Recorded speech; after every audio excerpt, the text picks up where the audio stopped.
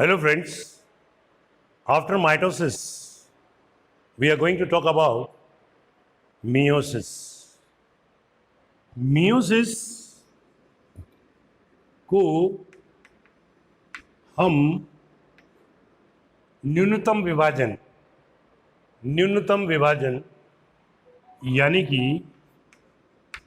Reductional division भी कहते हैं।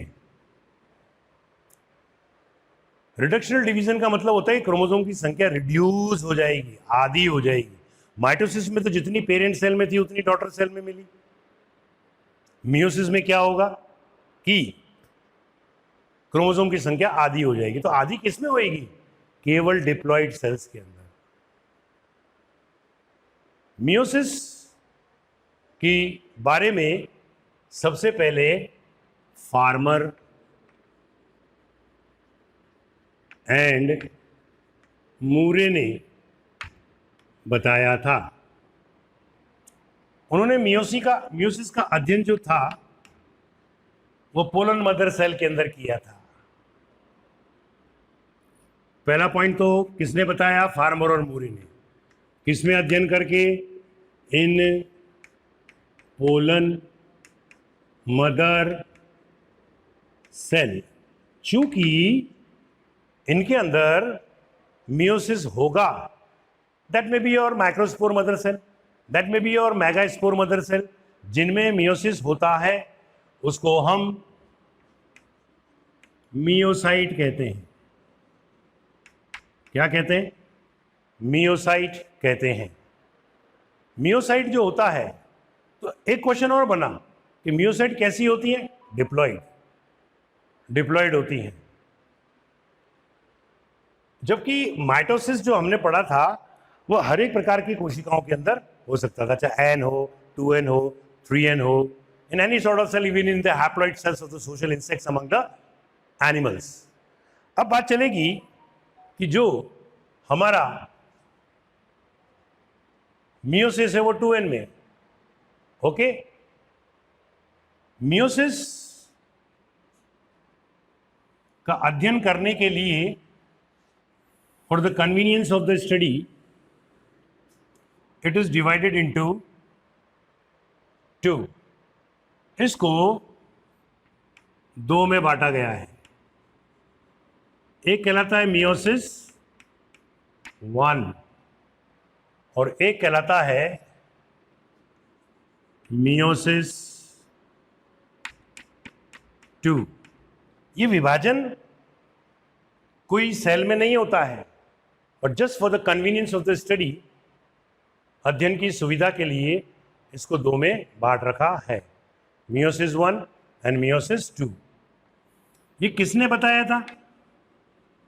तो आंसर होता है बाय ग्रिगोरी। ग्रिगोरी ने ये मियोसिस 1 और मियोसिस 2 के बारे में बताया। मियोसिस 1 को हम लोग हेटेरोटिपिक या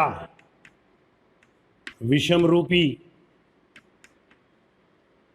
विभाजन कहते हैं। मैंने पूछा क्यों कहते हैं भाई? तो बोली सर देखो, ये आपने बोला कि 2n के अंदर होगा, जो मियोसिस 1 कंप्लीट हो जाएगा तो यह एंड के अंदर आपको 2 सेल ऐसी देगा जिसके अंदर क्रोमोसोम की संख्या आधी होगी। यानी कि ये और ये दोनों का रूप अलग अलग हो गया, इसलिए विषम रूपी हुआ। मियोसिस 1 जो होता है उसमें 2 सेल्स मिलती है, फिर वो 2 सेल्स उधर जाएंगी। तो मियोसिस 2 से मैंने पूछा भाई आप कैसे? इसने बोली सर मुझे होमोटिपिक डिवीजन कहते हैं। होमोटिपिक डिवीजन का मतलब होता है कि यह समरूपी विभाजन होता है। इन दोनों सेल को मैं यहां लेकर आया, ये जिनमें क्रोमोसोम की संख्या आधी हो गई। ये पूरा का पूरा इक्वेशनल डिवीजन है। Equational division. यानी कि इक्वेशनल डिवीजन कौन सा होता है? माइटोसिस। तो माइटोसिस जो है वो वैसा का वैसा विभाजन होता है। ये माइटोसिस होगा इसमें, और दो सेल मिलेंगे, और दोनों सेल के अंदर क्रोमोसोम की संख्या पेरेंट सेल के समान होगी। तो ये समान रूप हो गया। तो क्या कहा हमने? समरूपी, होमोटिपिक, आइडेंटिकल सेल्स। ओके। अब जो मियोसिस 1 है, इसको 4 में बांट रखा है। Prophase 1, then metaphase 1, then anaphase 1, then telophase 1। Okay. अब मियोसिस का अध्ययन पोलन मदर सेल में किया, तो माइटोसिस का किसने किया था? रूट टिप सेल्स के अंदर, मूल शीर्ष कोशिका के अंदर किया था। वहां पर भी प्रोफेज, मेटाफेज, एनाफेज और टीलोफेज थे, परंतु यहां पर दो बार प्रोफेज आएगा। Prophase 1, prophase 2, metaphase 1, metaphase 2। यहां पर कोशिका का विभाजन जो होगा वो एक बार ही होगा,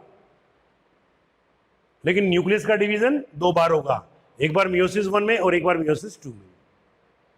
हमने मियोसिस 1 को हेटेरोटिपिक डिवीजन कहा, विषम रूपी कहा, जिसमें 2n से n सेल्स अपने को प्राप्त होती हैं।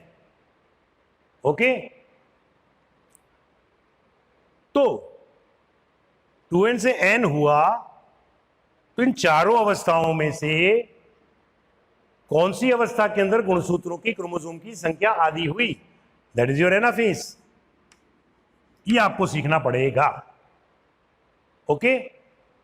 चलिए साहब, अब इसकी प्रोफेज 1 की कई उप प्रवस्थाएं होती हैं, यानी कि सब स्टेजेस होती हैं, जिनमें से एक होती है लेप्टोटीन, दूसरी होती है जाइगोटीन, तीसरी होती है पेकाइटीन, और चौथी होती है लेप्टोटीन, जाइगोटीन, पेकाइटीन एंड डिप्लोटीन, और पांचवी होती है डाया काइनेंसिस। अब ये तय मानो कि जब भी कोई कंपटीशन मैंने देखा है और मियोसिस में से क्वेश्चन बनता है तो प्रोफेज 1 में से ही बनता है, क्योंकि इसके अंदर सब स्टेजेस हैं, leptotene, zygotene, pachytene, diplotene and diakinesis. Okay. तो मैं आपको पहले लेप्टोटीन समझाने जा रहा हूं। ये हमारा सेल के अंदर ये न्यूक्लियस, हालांकि न्यूक्लियस काफी छोटा होता है, लेकिन समझाने के लिए हम इसको आपको यहां पर बड़ा करके दिखा रहे हैं। लेप्टो का मतलब होता है पतले, थिन, और टीन का मतलब होता है धागे हमको मिलते हैं। तो ये पतले पतले धागे जो होते हैं, इन पतले पतले धागों को हम लोग क्रोमेटिन कहते हैं। ये क्रोमेटिन जो होते हैं, माइटोसिस में मैंने कहा था प्लैक्टोनेमिक पोजीशन में होते हैं, कॉइल्ड होते हैं, जबकि यहां पर जो क्रोमेटिन होंगे वो एक दूसरे के समानांतर होंगे, ऐसे ऐसे ऐसे ऐसे। इसको हम लोग बोलते हैं paranemic. So this is your paranemic, para माने पैरेलल, समानांतर एक दूसरे के। अब ये सारे क्रोमेटिन जो होते हैं दे गेट कंडेंस, या यूं कह देते हैं पहले ये क्रोमेटिन न्यूक्लियर मेम्ब्रेन की आंतरिक सतह पर एक प्रोटीन रूपी संरचना होती है जिसको हम लोग अटैचमेंट प्लेक कहते हैं। अटैचमेंट प्लेक कहते हैं। उस पर ये क्रोमेटिन ऐसे व्यवस्थित हो जाते हैं और हमें गुलदस्ते के समान दिखाई देते हैं। इस अवस्था को बॉकेट स्टेज कहते हैं, यानी कि गुलदस्ता अवस्था कहते हैं। Now these chromatin they will get condense,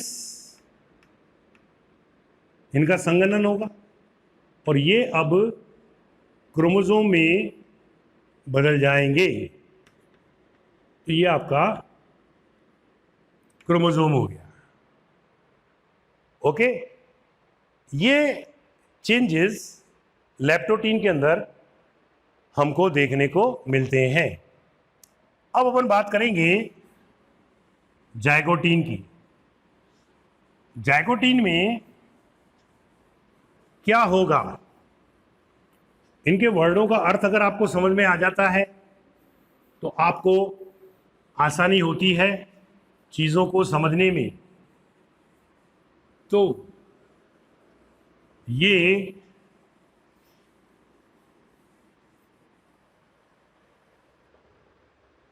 leptotene prophase 1 का लेप्टोटीन खत्म हुआ, क्रोमेटिन जो थे वह अटैचमेंट प्लेक के द्वारा यहाँ अटैच्ड हुए, कंडेंसेशन हुआ और फिर यह गुणसूत्र में बदल गए।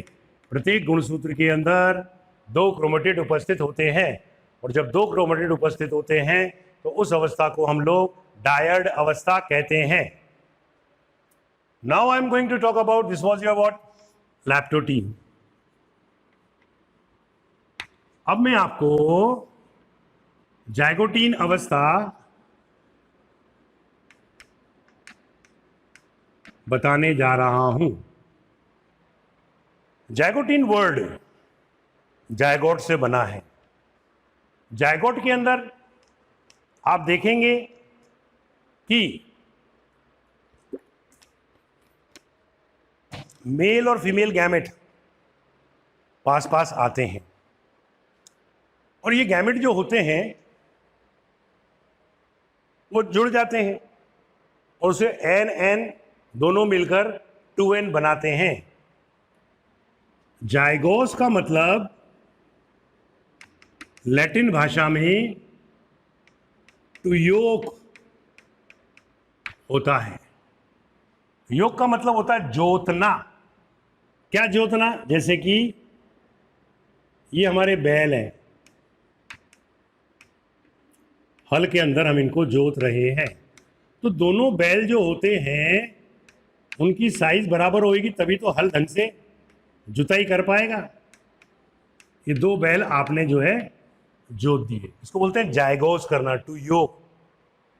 उसी प्रकार से जाइगोटीन अवस्था में 2 homologous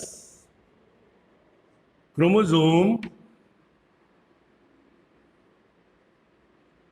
come close to each other,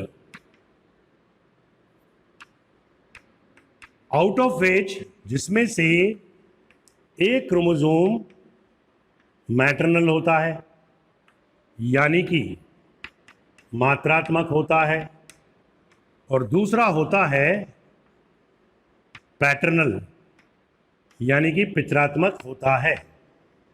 क्यों साहब? हमारा शरीर रिकम्बिनेंट है। 23 क्रोमोसोम फादर से आए, 23 क्रोमोसोम मदर से आए, वो जोड़े में हो गए। इसका मतलब एक पिताजी का हो गया और एक माताजी का हो गया, एक मैटरनल हो गया और एक पैटर्नल हो गया। ओके, जब दोनों एक जैसे क्रोमोसोम होते हैं तो हम उसको होमोलोगस क्रोमोसोम कहते हैं। ओके, अब क्या होगा जाइगोटीन में? ये दो क्रोमोसोम एक दूसरे के पास पास आते हैं। ये रहे, ये दोनों क्रोमोसोम, जिनमें से एक मात्रात्मक है और एक पितरात्मक पैटर्नल है।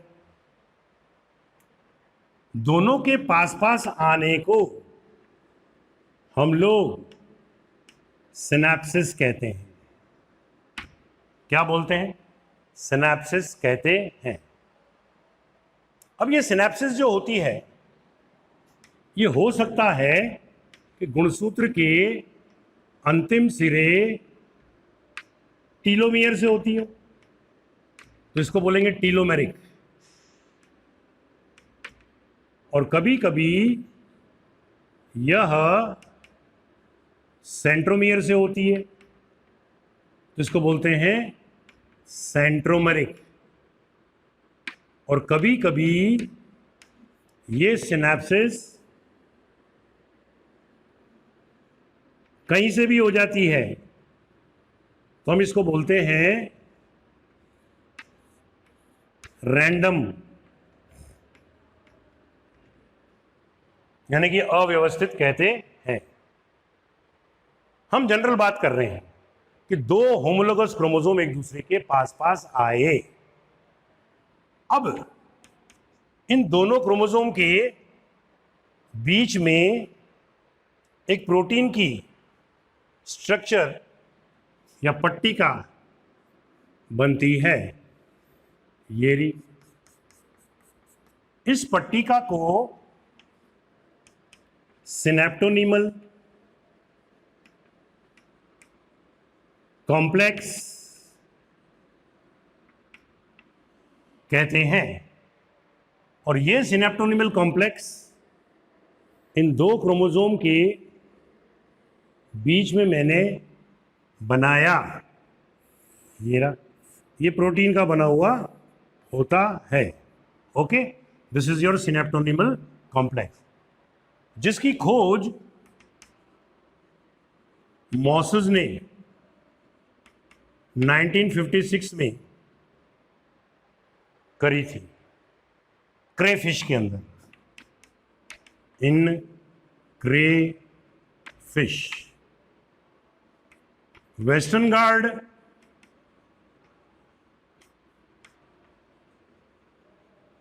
और वेटस्टीन ने इसको खोजा था। और देखा किसने था? मॉसेस ने। एक बार आया था ये नीट के अंदर क्वेश्चन। अब इस सिनेप्टोनीमल कॉम्प्लेक्स का जो डायमीटर होता है वह 1000 एंगस्ट्रॉम होता है, जिसके केंद्र में ये फाइबर चलते हैं। ये रे, इनको हम सेंट्रल फाइबर या केंद्रीय तंतु कहते हैं, जिस पर मास्टर जीन पाए जाते हैं। ओके, अब एक और तंतु होते हैं जो केंद्रीय पार्श्व तंतु होते हैं। कैसे? केंद्र में चले और पार्श्व में चले, केंद्र में चले और पार्श्व में चले गए। इनको बोलते हैं centrolateral fibres. So this is your centrolateral fibres. इसके ऊपर स्लेव जीन होते हैं। और सेंट्रल तंतु जो होते हैं ये वाला रीजन जो होता है केंद्र का, इसका डायमीटर 150 एंगस्ट्रॉम होता है। Now what is the function of the synaptonemal complex? कहीं नहीं बताते हैं लोग बात। Function of synaptonemal complex. क्या होता है? टू फॉर्म काइजमेटा, काइजमेटा का निर्माण करता है। तो ये सारी कहानी हमारी जाइगोटीन के अंदर होती है। Very important, be careful. अभी भी क्रोमोसोम में कितने क्रोमेटिड हैं? तो आंसर होता है 2 क्रोमेटिड होते हैं। Okay, so this is all about your zygotene. Zygotene जो होता है उसके बाद में पैकाइटीन अवस्था आती है, pachytene. Now I am going to explain you pachytene stage. So this is your pachytene stage. Question जो बनता है पैकाइटीन स्टेज में से वो यह बनता है कि भाई क्रॉसिंग ओवर कब होती है। तो हम सीधा क्वेश्चन को याद कर लेते हैं कि इस अवस्था में क्रॉसिंग ओवर होती है। क्रॉसिंग ओवर कैसे होती है? देखो इधर, ये हमारे पास में मैटरनल क्रोमोसोम था जिसके अंदर ये 2 क्रोमेटिड थे, ये मात्रात्मक क्रोमोसोम, और ये दोनों क्रोमोसोम में से एक पैटर्नल हो गया जिसके अंदर ये 2 क्रोमेटिड होते हैं। एक क्रोमोसोम को हम मोनोवेलेंट कहते हैं। तो ये भी क्या हुआ? मोनोवेलेंट।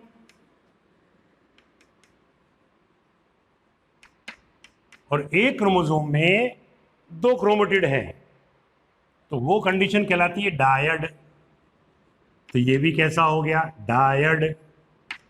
तो क्रॉसिंग ओवर कौन सी अवस्था में हो रही है? तो आंसर जाएगा monovalent plus monovalent is equal to bivalent, और dyad is equal to tetrad.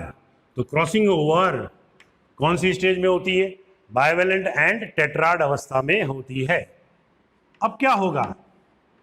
माना कि ये सेंट्रोमियर है और ये भी सेंट्रोमियर है, ये मैटरनल क्रोमोसोम का, ये पैटर्नल क्रोमोसोम का, इसके अंदर ये 2 क्रोमेटिड ये वाले रहे, इसके अंदर ये 2 क्रोमेटिड मैटरनल क्रोमोसोम के रहे।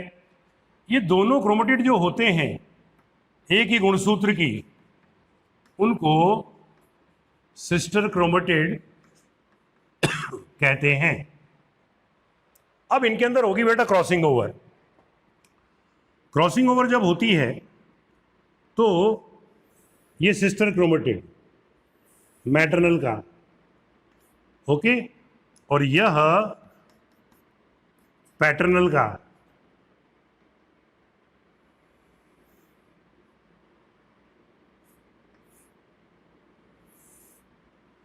ये हो गया।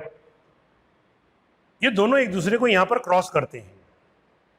इस निशान को, इस बिंदु को हम लोग काइजमेटा कहते हैं। क्या बोलते हैं? काइजमेटा। जितने ज्यादा काइजमेटा बनेंगे उतनी रीशफलिंग होगी।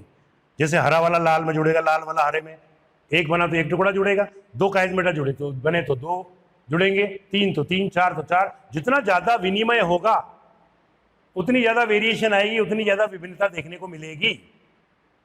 ओके, काइजमेटा का निर्माण किसने किया था? अभी बताया था मैंने, एससी सिनेप्टोनिमल कॉम्प्लेक्स ने किया था। अब क्या होगा कि एक एंजाइम होता है, वो एंजाइम जो है